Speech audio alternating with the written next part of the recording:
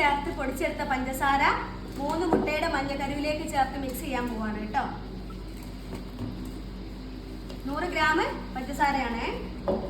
നന്നായിട്ട് ഇതൊന്ന് മിക്സ് ചെയ്ത് കൊടുക്കുക.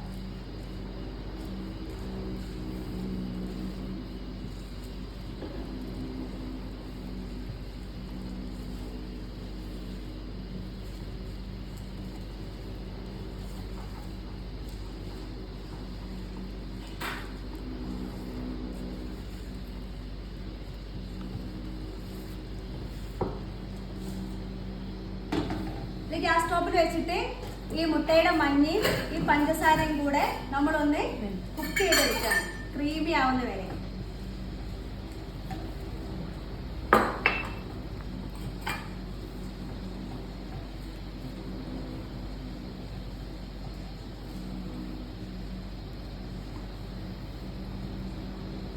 അടിക്ക് പിടിക്കാതെ ശ്രദ്ധിക്കണോ കേട്ടോ.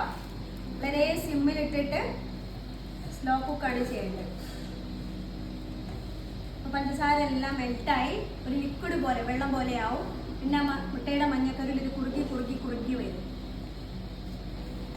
ഇതിൽ വേറെ ഒന്നും നിങ്ങൾ ചേർക്കേണ്ടിയില്ല, കോൺഫ്ലോറോ കാര്യങ്ങളോ ഒന്നും ചേർക്കേണ്ടിയില്ല. ഇത് തന്നെ നല്ല തിക്കായിട്ട് വരും കേട്ടോ.